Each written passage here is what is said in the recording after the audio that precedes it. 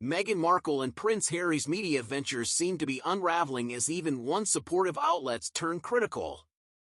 The latest to join the shift in tone is The Cut, a publication that previously celebrated Meghan but now critiques the couple's floundering projects, including their lackluster Netflix series, Polo. Is this the beginning of the end for the Sussexes' media ambitions? When Meghan Markle graced the cover of The Cut in 2022, she and Prince Harry were still riding the wave of their royal exit, armed with bold new projects and big promises. In that interview, Meghan made waves with controversial remarks about the royal family, claiming they had upset the hierarchy by existing and suggesting financial independence wasn't too much to ask. It was a moment designed to cement the Sussexes' status as a power couple in Hollywood and global humanitarian circles. But just 2 years later, the narrative has shifted dramatically, with The Cut publishing an article titled "Harry and Meghan's Projects Can't Stop Flopping."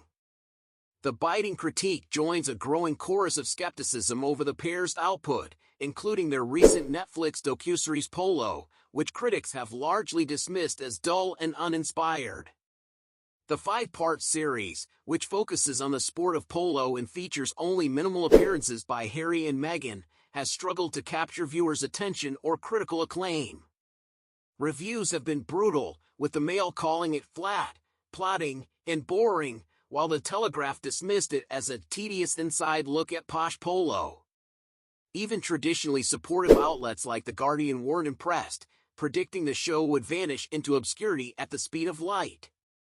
For a couple who secured an £80 million Netflix deal, these repeated setbacks are more than just a bruised ego, they could spell trouble for their media empire. Adding fuel to the fire is The Cut's change in tone. Writer Danielle Cohen's analysis points to Polo as part of the Sussexes' tortured attempts to launch a successful stateside endeavor, noting its poor reviews and limited appeal beyond elite circles. The irony isn't lost on readers. This is the same publication that once championed Meghan's post-royal narrative, celebrating her new life in California with a glowing cover story.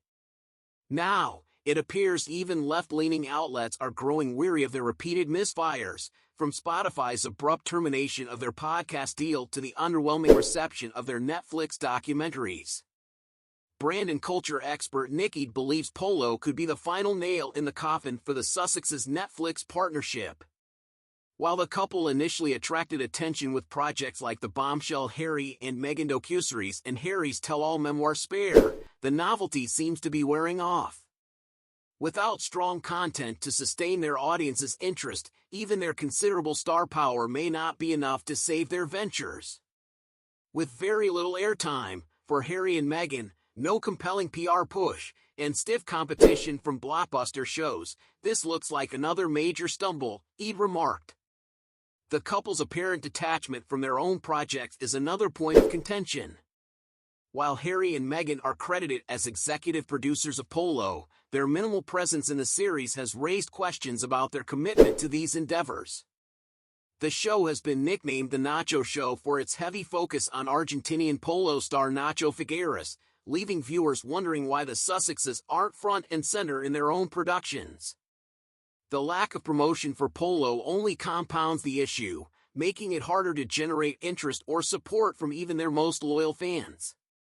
This criticism isn't isolated. Meghan's infamous interview with The Cut in 2022 sparked backlash for its perceived vanity and self-promotion, with some American readers calling it shameless PR. Meghan later admitted she was too trusting and open during that interview, but the damage was done. Since then, their public image has taken further hits, from Meghan's Archetypes podcast failing to gain traction to The Cut publishing scathing takes on King Charles III and now the Sussexes themselves. The honeymoon phase between Meghan and Harry in the media, it seems, is over. As the couple faces mounting criticism from even their once supportive allies, they're at a crossroads. Can they revive their media brand with fresh, compelling content, or will these repeated missteps mark the decline of their Hollywood ambitions? Only time will tell, but the stakes have never been higher for the Sussexes as they navigate their post-royal journey.